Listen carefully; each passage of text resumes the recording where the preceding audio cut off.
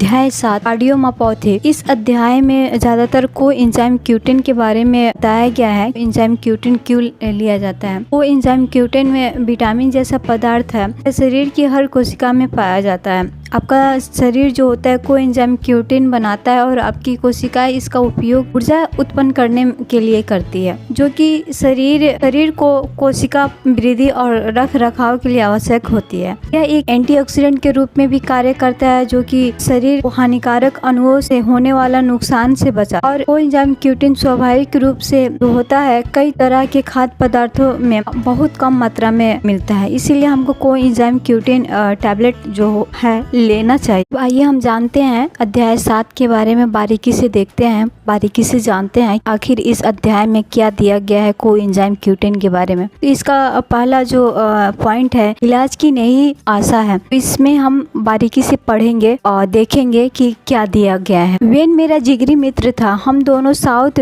Dakota में Missouri नदी से लगे छोटे शहर में एक साथ बड़े हुए थे। उसके पिता हाई स्कूल तक मेरे बेसबॉल कोच रहे। हालांकि वेन मुझसे छोटा था, लेकिन वह खेलों में मुझसे हमेशा कड़ी टक्कर देता था। यहाँ तक कि मैंने एक बार हाई स्कूल दौड़ में आधा मील का ट्रैक रिकॉर्ड बनाया था, जिसे बेन ने 2 साल बाद तोड़ दिया। हाँ, बेन और मैंने एक साथ साउथ डेकोटा यूनिवर्सिटी में प्रवेश लिया, जहाँ हम दोनों USD ट्रैक टीम में दौड़े थे। आगे के सालों में यूनिवर्सिटी में बेन की एथलेटिक गतिविधि जारी रही। वह एक आक्रामक साइकिलिस्ट था और कई मौके पर दौड़ भी लगाता था। मैं उसकी लगातार उच्च शारीरिक अवस्था की प्रशंसा करता था। मैं अपने मित्र के एथलेटिक्स के प्रति जुनून को जानता था, इसीलिए जब गर्मियों के दिन वह मेरे क्लिनिक आया तो मैंने थोड़ा चिंतित हो गया। वेन के चेहरे का रंग उड़ा हुआ था। उसने बताया कि उसे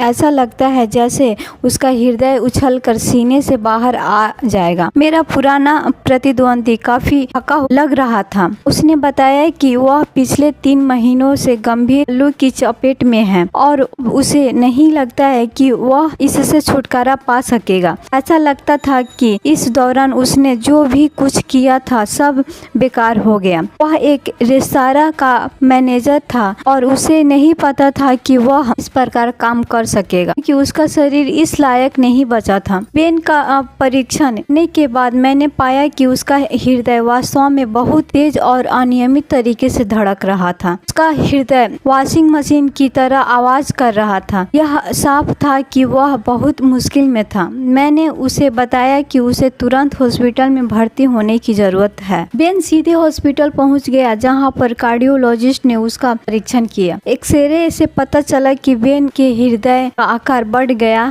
था। इस पर डॉक्टर ने तुरंत को कार्डियोग्राम करने का आदेश दिया। परिणाम चौंकने वाले थे। बेन का इंजेक्शन फ्रैक्शन सिर्फ 17% था। सामान्य तौर पर इंजेक्शन फ्रैक्शन 50 से 70% के बीच होना चाहिए। जब इंजेक्शन फ्रैक्शन 30% नीचे पहुंच जाता है तो मरीज को हृदय प्रत्यारोपण की आवश्यकता महसूस की जाती है। बेन का हृदय आकार में बढ़ गया था। उसमें खून के थक्के जम गए थे और वह अनियमित तरीके से धड़क रहा था। उसकी हालत बहुत गंभीर थी। कार्डियोलॉजिस्ट ने इसके बाद उसका कार्डियक कैथेटराइजेशन किया, जिसमें बेन के हृदय और कोरोनरी आर्टरी में विशिष्ट डाई का इंजेक्शन लगाया गया। इससे पता चला कि उसकी धमनियां ठीक है, लेकिन हृदय की हालत गंभीर है। अगले परीक्षण के तौर पर बेन के हृदय की मांसपेशियों की बायोप्सी की गई, जिससे पता चला कि हृदय में वायरल संक्रमण के कारण उसे कार्डियोमायोपैथी हो गई थी। यह संक्रमण संभवतः बसंत के उन दिनों में हुआ था जब बेन को फ्लू हुआ था। वास्तव में उसे वायरल मायोकार्डिटिस हो गया था, जिसके कारण हृदय को बहुत नुकसान हो चुका था। कार्डियोलॉजिस्ट ने उसे रक्त को पतला करने वाला दवा कैमाडिन दी। साथ ही उसके हृदय को मजबूत बनाने के लिए कई दवाइयाँ दी गई। इसके बाद उसे हॉस्पिटल से छुट्टी दे दी गई, लेकिन अब वह काफी कमजोर हो गया था और बड़ी मुश्किल से चल पा रहा था। कुछ हफ्तों बाद बेन के हृदय परीक्षण से पता चला कि उसके हृदय का इंजेक्शन फ्रैक्शन बढ़कर 23% हो गया था। कार्डियोलॉजिस्ट इस प्रगति से अधिक आशावादी नहीं थे। उन्हें लगता था कि बेन का स्वास्थ्य इससे अधिक बेहतर नहीं हो सकता है। उसके हृदय में अभी भी खून के थक्के जमा थे और हृदय में एंटियल फिब्रिलेशन था। कार्डियोलॉजिस्ट के पास अब एकमात्र विकल्प यह बचा था कि उसे मिनीपोलिस स्थित एबोट नॉर्थ वेस्ट भेज दिया जाए, जहां उसे हृदय प्रत्यारोपण कराने वाले मरीजों की सूची में रखा जा सके। आप सोच सकते हैं कि एक मित्र के साथ इस मुद्दे पर बात करना मेरे लिए कितना मुश्किल था। मुझे बेन के माता पिता, जिनके प्यार और प्रेरणा के साथ मैं बड़ा हुआ था, तो इस बारे में बताना था कि उनके बेटे की जिंदगी खतरनाक मोड़ पे खड़ी है। उन्हें यह बताना काफी मुश्किल था क्योंकि हाल ही में वे अपने छोटा बेटा फेफड़ों के कैंसर के कारण खो चुके थे। ऐसा लग रहा था जैसे मैं एक निराशावादी संदेश देने वाला हूँ। बेन मिनीपोलिस नहीं जाना चाहता था। इसकी बजाय वह स्थानीय कार्डियोलॉजिस्ट की निगरानी में रहकर नियमित रूप से मेरे पास आना चाहता था। हमने उसे अन्य दवाइयों के साथ शक्तिशाली एंटीऑक्सीडेंट और अतिरिक्त खनिज तत्व देना शुरू किया। आखिरकार उसके खून के थक्के पिघल चुके थे और कार्डियोलॉजिस्ट इलेक्ट्रिक शॉक थेरेपी के द्वारा उसकी हृदय गति को सामान्य लाने में सक्षम थे। इसी दौरान जब मैं मेरी पत्नी लीज वेस्ट की उड़ान पर थे तो लीज ने मुझे एक लेख दिखाया जो प्राकृतिक पोषक तत्व कोएंजाइम Q10 और शोध के बारे में था। लीज ने यह लेख मुझे दे दिया, जिसे पायलट टेक्सा में प्रैक्टिस कर रहे कार्डियोलॉजिस्ट व बायोकेमिस्टिक डॉक्टर पीटर लैंग्सजोएन ने लिखा था। डॉक्टर लैंग्सजोएन कार्डियोपैथी के अपने कई मरीजों को रोजाना Q10 के रूप में अतिरिक्त पोषक तत्व देकर उल्लेखनीय रूप से ठीक कर चुके थे। घर लौटने पर मैंने कोएंजाइम Q10 के बारे में चिकित्सा सहित से सारी जानकारी एकत्रित की और यह निश्चित किया कि इसे मेरे मित्र पर आजमाना पूरी तरह सुरक्षित रहेगा। बेन के पास खोने के लिए था भी क्या। अगले दिन मैंने उसे अपने क्लिनिक में बुलाकर कोएंजाइम Q10 के बारे में जानकारी दी और डॉक्टर लैंग्सजोएन द्वारा बताई गई मात्रा उसे देने लगा कि बेन की पूरी निगरानी उसके कार्डियोलॉजिस्ट कर रहे थे, इसीलिए मैंने उसे 3-4 माह तक नहीं देखा। जब वह मेरे क्लिनिक में आया तो उसने मुझसे टोटल डिसेबिलिटी इनकम के लिए आवेदन करने के बारे में चर्चा की। यह सुनकर मेरी उम्मीद खत्म होने लगी। टोटल डिसेबिलिटी बेन ने बताया कि चूंकि पिछले 8 महीनों से उसने कोई काम नहीं किया था, इसलिए उसके मित्रों तथा व्यवसाय सहयोगियों ने उससे डिसेबिलिटी के लिए आवेदन करने को कहा था। मैंने उससे पूछा कि वह कैसा महसूस कर रहा था, तो उसने कहा कि अब वह बेहतर महसूस कर रहा था और वास्तव में रोजाना 5 मील तक बाइक चलाने लगा था। कभी कभी वह थोड़ा दौड़ भी लेता था। मैंने मुस्कुराते हुए कहा, मुझे उसे अक्षम बताने में मुश्किल होगी क्योंकि उसके सक्रियता स्तर में नाटकीय प्रगति हुई थी। मैंने उसे इकोकार्डियोग्राम करवाने की सलाह दी ताकि यह देखा जा सके कि उसका हृदय किस प्रकार काम कर रहा है। वह तैयार हो गया। इकोकार्डियोग्राम के परिणाम देखकर मैंने आश्चर्यचकित रह गया। बेन का इंजेक्शन फ्रैक्शन सामान्य होकर 51% हो गया। इस चमत्कारी सुधार के बारे में सिर्फ यह कहा जा सकता है कि यह सब प्रार्थनाओं और पोषक कोएंजाइम Q10 की बदौलत हुआ था। अगले हफ्ते मैं बेन के कार्डियोलॉजिस्ट से डॉक्टर लाउज से मिला और खुशी खुशी उन्हें बताया कि बेन में कितना सुधार हुआ था, लेकिन उन्होंने कोई उत्साह नहीं दिखाया। उन्हें मेरी बातों पर विश्वास नहीं हो रहा था। उन्होंने अपनी मशीन पर बेन का फिर से कार्डियोग्राम कराने पर जोर दिया। बेन को कार्डियोलॉजिस्ट के क्लिनिक में बुलाया गया, लेकिन कई हफ्तों तक मुझे इसके परिणाम के बारे में कुछ भी सुनने को नहीं मिला। आखिरकार जब मेरे पास एक पत्र आया तो मुझे पता चला कि कार्डियोलॉजिस्ट की मशीन पर बेन का इंजेक्शन फ्रैक्शन 58% था। मैंने यह सोचा यह भी बेहतर था। पत्र मिलने के 1 हफ्ते बाद जब डॉक्टर लाउज में नाश्ता कर रहा था तब अभी बेन के कार्डियोलॉजिस्ट मेरे पास आए। इस बार हमारी चर्चा में बहुत फर्क था। बेन के स्वास्थ्य की प्रगति को देखकर वे कोएंजाइम Q10 के शोध अध्ययनों के बारे बारे में जानने को उत्सुक थे। मैंने उनसे कहा कि मैं शीघ्र ही इन अध्ययनों की कॉपी भेज दूंगा। उन्होंने कहा, रे, आपने मुझे एक डॉक्टर की याद दिला दी जिन्हें मैं काम के दौरान सुना करता था। वे पोषक और अतिरिक्त पोषक तत्वों पर किए गए चिकित्सा शोधों पर बोला करते थे। उनके बताए विषय पर बात करना हॉस्पिटल में हमारे लिए समय बिताने का पसंदीदा तरीका था। हम उनकी बातों की धज्जियां उड़ाते थे। कार्डियोलॉजिस्ट ने अपनी बात जारी रखी। इनमें सबसे ज्यादा आलोचक डॉक्टर जिम थे। डॉक्टर्स लाउंज में वे इस रेडियो को एक तरफ रख देते थे और उसके सामने बैठ जाते थे। यह सिलसिला कई महीनों तक चलता रहा, जब तक कि एक दिन जिम के साथी ने इसका विरोध करते हुए कहा, यह नहीं कहा कि यदि तुम इस विषय से सहमत नहीं हो तो खुद अतिरिक्त पोषक तत्व क्यों नहीं लेते हो। जिम ने कहा, हो सकता है सिर्फ इस मामले में मैं गलत हूँ। इधर बेन के डिसेबिलिटी के लिए आवेदन नहीं किया गया और अब वह पूरी तरह काम पर लौट गया था। उसे मेरे क्लिनिक में पहली बार आए हुए 4 साल हो चुके थे। मेरा मित्र अब पहले की तरह शारीरिक काम करने में सक्षम था और इकोकार्डियोग्राम भी उसका इंजेक्शन फ्रैक्शन सामान्य बताता है। मैं आपको एक बात का विश्वास दिलाना चाहता हूँ कि बेन का हृदय पूरी तरह ठीक नहीं हुआ था। उसे अब भी कार्डियोमायोपैथी थी, लेकिन कोएंजाइम Q10 पोषक तत्व के रूप में बेन हृदय को आवश्यक ऊर्जा मिलती है जो उसके हृदय की कमजोरी को कम करती है। तो हम जानेंगे हृदय की मांसपेशियों की बीमारी। हृदय कोई जटिल अंग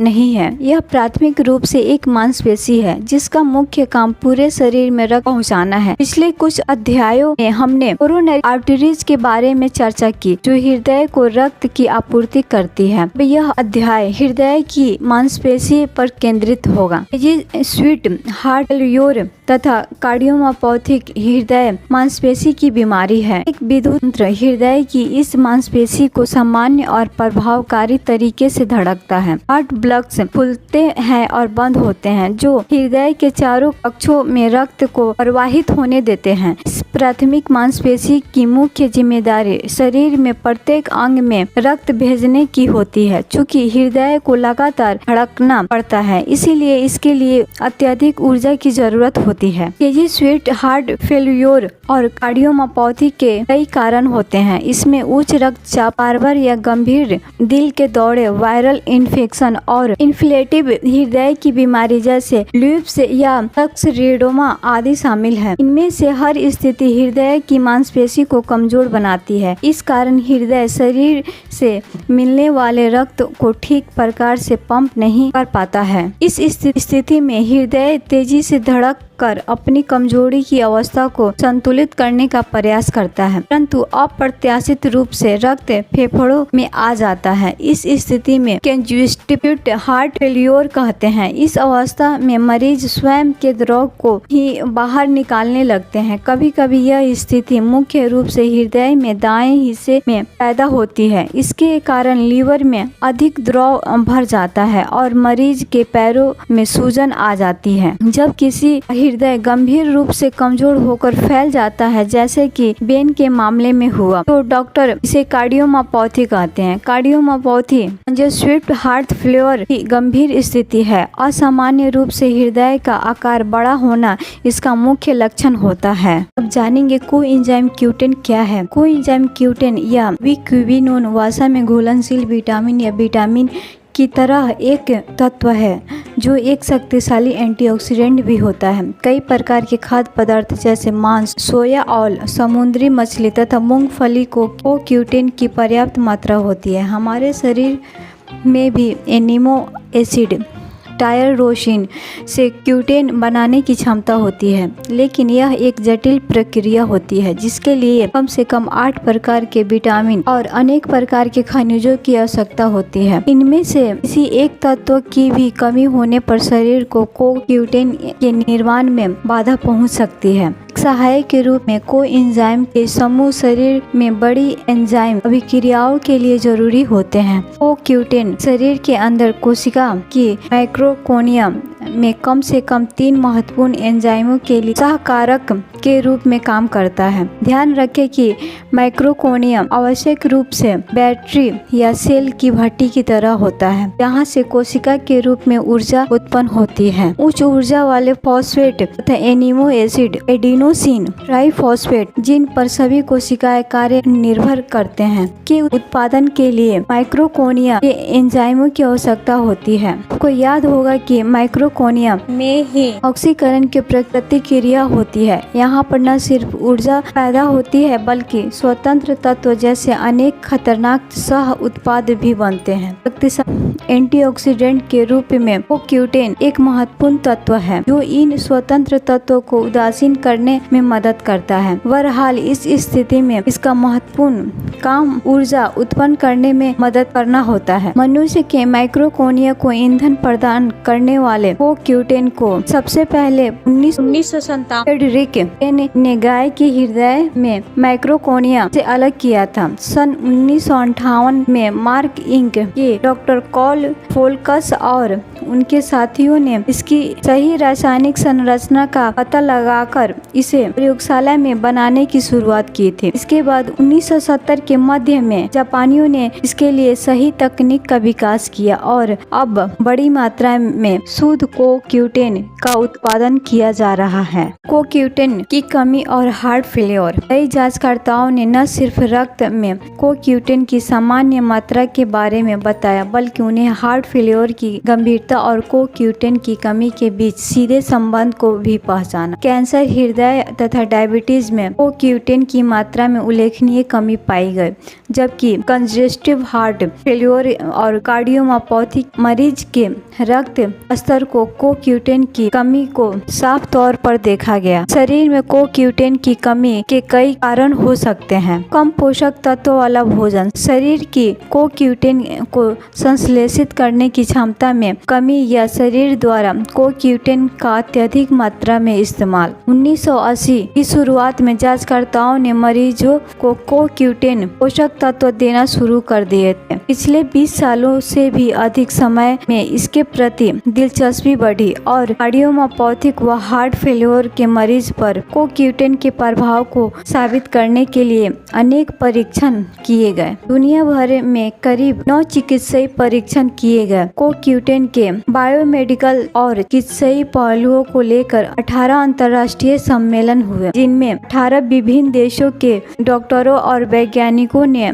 300 से अधिक शोध पत्र प्रस्तुत किए। इन अंतर्राष्ट्रीय अध्ययनों में सबसे बड़ा अध्ययन इटली के मल्टी सेंटर ट्रायल के बेगियो एंड एसोसिएट्स द्वारा किया गया, जिसमें हार्ट फेलियर के 2644 मरीज शामिल थे। इस विशेष अध्ययन में करीब 80% मरीजों को CoQ10 लेने के बाद सुधार हुआ। इन मरीजों में से 54% को इन प्रमुख लक्षणों में भी उल्लेखनीय सुधार महसूस हुआ। सीधे तौर पर देखें तो इन अध्ययनों और वास्तविक जिंदगी के उदाहरणों से यह पता चलता है कि हृदय की जानलेवा बीमारियों के इलाज में CoQ10 की अतिरिक्त खुराक बहुत मददगार होती है। भले ही यह बीमारी को ठीक नहीं करती है, लेकिन यह उसे बढ़ने से जरूर रोकती है। कार्डियोमायोपैथी के मरीजों का इलाज। क्या आपको पता है कि हृदय प्रत्यारोपण में कितना खर्च आता है? क्या आपने $2,50,000 सोचा था? क्या आप यह बात जानते हैं कि 65 साल के कम उम्र में 25,000 से अधिक मरीज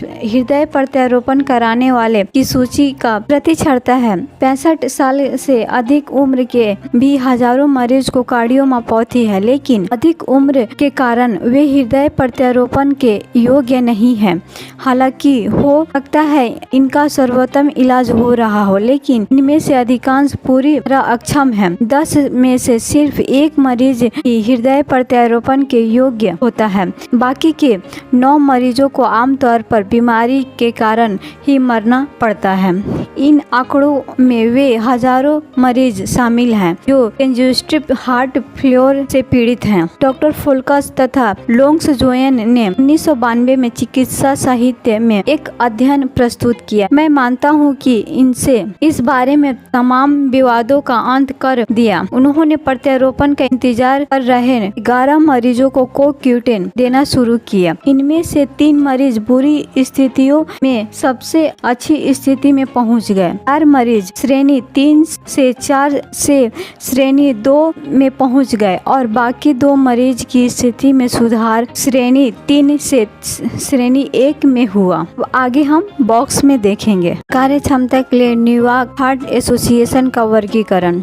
श्रेणी 1 कोई सीमा नहीं, सामान्य शारीरिक गतिविधि के कारण थकान नहीं होती है, साथ ही सांस लेने में कमी नहीं होती है, हृदय की धड़कनें नहीं बढ़ती है। श्रेणी 2 शारीरिक गतिविधियों में थोड़ी बहुत कमी, ऐसे मरीज आराम करने पर बेहतर महसूस करते हैं। सामान्य शारीरिक गतिविधियों के परिणाम स्वरूप थकान आ सकती है तथा हृदय तेजी से धड़कता है, सांस लेने में परेशानी होती है या एंजाइना हो जाता है। श्रेणी 3 एक निश्चित सीमा से अधिक शारीरिक गतिविधि नहीं है, हालांकि आराम करने पर मरीज को राहत मिलती है। सामान्य से कम शारीरिक काम करने पर भी ऊपर बताए लक्षण प्रकट हो जाते हैं। श्रेणी 4 बगैर असुविधा कोई काम न कर पाना, आरामदायक स्थिति में भी कंजेस्ट हार्ट फेल्योर के लक्षण दिखाई देना, किसी भी प्रकार के शारीरिक काम से थकान के लक्षण दिखाई देना।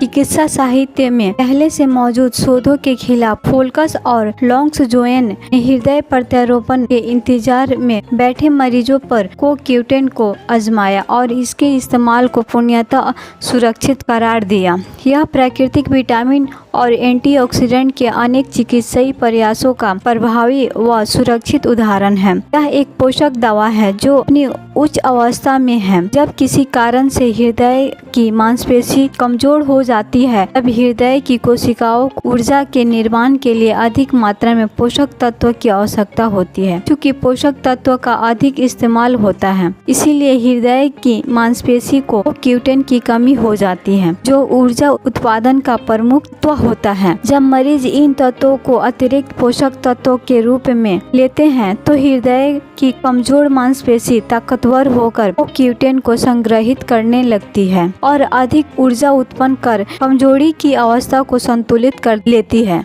डॉक्टरों को कोक्यूटेन को प्रारंभिक इलाज के सहायक के रूप में इस्तेमाल करना चाहिए, न कि उनके स्थान पर। यह एक सहायक दवा है, न कि वैकल्पिक दवा। हालांकि कई अध्ययनों से यह भी पता चला कि बहुत से मरीजों की स्थिति इतनी बेहतर हो गई थी कि उन्हें अन्य दवाइयां लेना बंद कर दी थी, जबकि उनकी हृदय की मुख्य बीमारी ठीक भी नहीं हुई थी। यहाँ ध्यान देने योग्य बात यह है कि मरीजों को कोक्यूटेन लंबे समय तक लेना चाहिए। अध्ययनों से पता चलता है कि जब मरीजों को कोक्यूटेन लेना बंद कर देते हैं, तो ईंधन के स्रोत में कमी आने से हृदय अपनी पहले वाली कमजोर स्थिति में पहुंच जाता है। वहीं दूसरी ओर डॉक्टर लोंग्सजोयन ने 6 साल तक मरीजों के अध्ययन के बाद बताया कि जो मरीज सामान्य मात्रा में इस पोषक तत्व को लेते रहते हैं, उनके हृदय की स्थिति बेहतर बनी रहती है। डॉक्टर कोक्यूटेन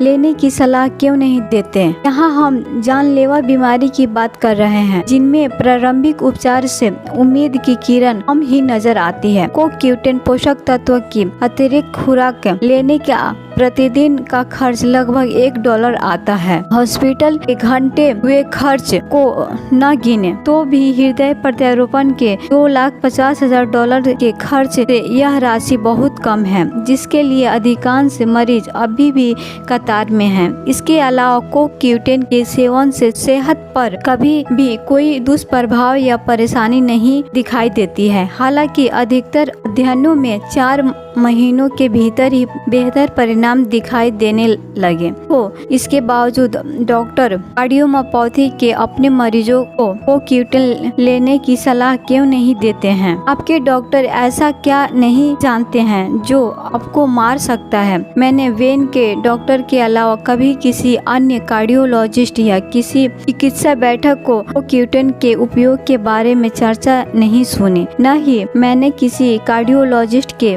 कंजेस्टेड हार्ट फेल्योर या कार्डियोमायोपैथी कार्डियोमायोपैथी के किसी मरीज को कोक्यूटेन देते देखा। इन सारे अध्ययनों को देखने के बाद चिकित्सा समुदाय में इस विकल्प के प्रति उदासी को लेकर मैं हैरान हूँ। अमेरिका में केवल 1% कार्डियोलॉजिस्ट कंजेस्टिव हार्ट फेलियर या कार्डियोमायोपैथी के मरीजों को कोक्यूटेन देने की सलाह देते हैं। ऐसा नहीं है कि उनके दिमाग में कोई बेहतर वैकल्पिक उपचार होता है। अमेरिका में नेशनल इंस्टीट्यूट ऑफ हेल्थ ने कोक्यूटेन से संबंधित सभी प्रकार के अध्ययनों के लिए वित्तीय सहायता दी, लेकिन कोक्यूटेन एक प्राकृतिक उत्पाद है। यह बाजार में अधिक मात्रा में उपलब्ध संश्लेषित दवाइयों की तरह नहीं है, इसीलिए इसे FDA द्वारा पेटेंट नहीं कराया जा सकता है। दवा कंपनियां बिना वित्तीय लाभ के इसके लिए जरूरी $35 करोड़ लगान ही नहीं चाहती। इसके अलावा इसके इस्तेमाल के लिए डॉक्टरों को प्रोत्साहित करना भी दवा कंपनियों को महंगा पड़ेगा। ऐसा तो कुछ होने नहीं जा रहा है। मैं आपको बताऊंगा लेने की सलाह क्यों नहीं देते हैं कि डॉक्टर को कोक्यूटेन। डॉक्टरों को दवाओं के लिए ट्रेनिंग दी जाती है। हम दवाओं के बारे में तो जानते हैं, लेकिन प्राकृतिक उत्पादों के बारे में कम ही जानते हैं। हम इस बात को स्वीकार करने में झिझकते हैं कि प्रतिदिन हमारे क्लिनिक में आने वाला रिप्रेजेंटेटिव नए इलाज के बारे में बहुत कुछ नियंत्रित करता है। हम क्या सीखेंगे? मैं अभी भी किसी दवा कंपनी के सेल्स प्रतिनिधि का इंतजार कर रहा हूँ जो कोक्यूटेन और इसके कार्डियोमायोपैथी पर प्रभाव के बारे में बताएगा, लेकिन इसमें पैसा की कोई भी गुंजाइश नहीं है। एमा की कहानी। 80 साल की एमा मेरी एक खुशमिजाज मरीज है। करीब 4 साल पहले कार्डियोलॉजिस्ट ने उन्हें कार्डियोमायोपैथी से पीड़ित बताया। 20% इंजेक्शन फ्रैक्शन से एमा की जिंदगी को गंभीर रूप से सीमित कर दिया था। कार्डियोलॉजिस्ट ने उन्हें अनेक दवाएं दी, जिनमें धड़कन को नियंत्रित करने के लिए कार्डारोन नामक दवा भी दी। बहरहाल इस दवा ने एमा को बहुत बीमार कर दिया और जल्द ही वे कुछ भी खा पाने में असमर्थ हो गए। न उनका वजन काफी कम हो गया था, बल्कि दवाओं ने उनकी थायराइड ग्रंथि को भी क्षतिग्रस्त कर दिया। थायराइड का उपचार शुरू किया गया, पर यह कहना बेमानी होगा कि एमा गंभीर रूप से बीमार ही रही। उम्र के कारण वे हृदय प्रत्यारोपण भी नहीं करवा सकते थे। प्रारंभिक उपचार ने एमा की हालत को बदतर बना दिया था। निराश की स्थिति में वे मेरे पास आई, क्योंकि उन्होंने यह सुना था कि इस प्रकार की समस्या में मैंने दूसरों की मदद की थी। उनका परीक्षण करने के बाद मैं यह देख सकता था कि कार्डारोन ने उन्हें खासा नुकसान हो रहा था। वे यह दवा बंद करना चाहती थी और मैं भी उनसे सहमत था। मेरी व्यक्तिगत सोच यह थी कि अगर एमा ने यह दवाई लेना जारी रखी तो वे 1 या 2 महीने ही जिंदा रह पाएगी। कार्डारोन बंद करने के बाद मैंने अपने इस नए मरीज को 300 मिलीग्राम कोक्यूटेन देना शुरू कर दिया। एमा खुश थी कि उनकी भूख वापस आ गई थी तथा ताकत भी बढ़ गई थी। अब उनकी सांसें भी सामान्य हो रही थी। उनकी गतिविधियां जल्द ही फिर से सामान्य होने लगी। 4 महीने बाद कार्डियोलॉजिस्ट ने उनका इकोकार्डियोग्राम किया और यह देखकर खुश हो गया कि उनका इंजेक्शन फ्रैक्शन बढ़कर 42% हो गया है। अब एमा हृदय की बजाय अपनी अर्थराइटिस की समस्या से अपेक्षाकृत अधिक परेशान थी। वे अपने बाएं पैर के घुटने के टोटल रिप्लेसमेंट भी करवा सकती थी। जिस महिला के जीने की उम्मीद कम थी, उनके लिए यह कोई बुरी बात नहीं थी। एमा की कार्डियोमायोपैथी का उपचार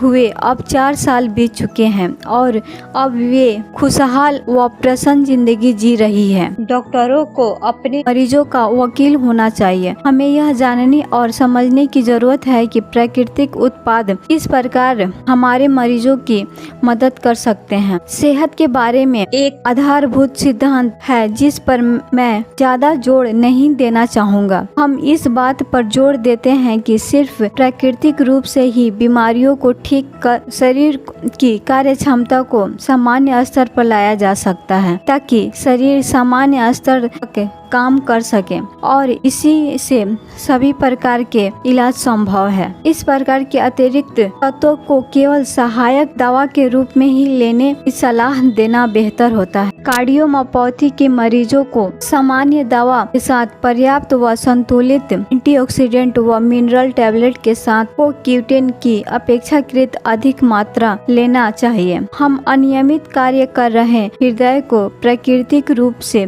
कार्य करने के लिए मदद करते हैं, जिससे मरीज के स्वास्थ्य में उल्लेखनीय सुधार होता है।